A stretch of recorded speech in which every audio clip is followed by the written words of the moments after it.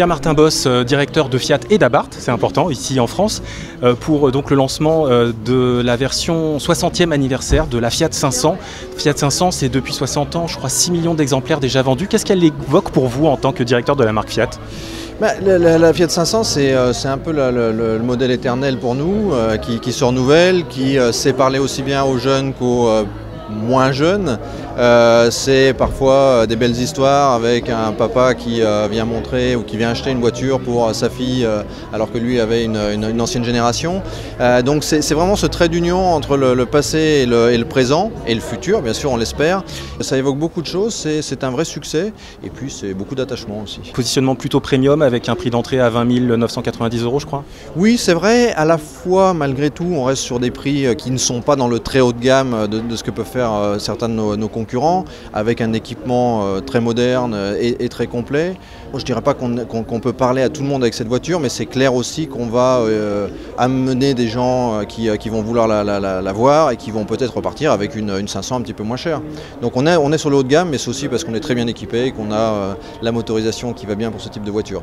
Très bien perçu par le public féminin. Est-ce que c'est le cas aussi avec cette version? Est-ce que c'est ce public-là que vous visez avec cette série limitée?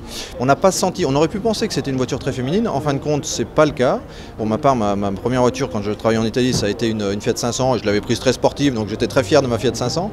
Donc je pense qu'il n'y a pas vraiment de différenciation. Il est clair qu'en revanche, le fait de pouvoir personnaliser, ça peut attirer un peu plus le public féminin qui aime bien les accessoires. Les hommes sont plus sur la performance, et encore, d'ailleurs, je veux dire, même le public féminin aujourd'hui aime beaucoup la performance aussi. Donc. Je vais juste terminer sur une question qui nous taraude, nous, aux mobilistes, depuis des années maintenant. On sait que la Fiat 500e n'est distribuée, la Fiat 500 électrique n'est distribuée qu'aux États-Unis, particulièrement en Californie, je crois. Quand est-ce qu'elle arrive en Europe et particulièrement en France, si elle arrive un jour? Je pense que l'électrique, c'est effectivement une voie de développement. Aujourd'hui, de par l'efficience de nos moteurs, nous n'en ressentons pas encore le besoin sur ce genre de produit. Après, tout peut évoluer assez rapidement parce que la technologie électrique n'est pas très compliquée à mettre en œuvre. Pour le moment, nous regardons, mais ce n'est pas une demande de nos clients, parce que nos clients ont quand même besoin d'une polyvalence, de pouvoir traverser la France parce que leurs enfants vont prendre leur voiture, par exemple, pour aller en vacances. Donc pour le moment, ce n'est pas une requête absolue. Il est clair que nous verrons comment évolue le marché de ce point de vue-là. La porte n'est pas fermée donc. La porte n'est jamais fermée. Pierre Martin Boss, merci beaucoup. Je rappelle que vous dirigez donc Fiat ici en France ainsi que la marque Abarth et à très bientôt sur le Mobiliste. À très bientôt, merci.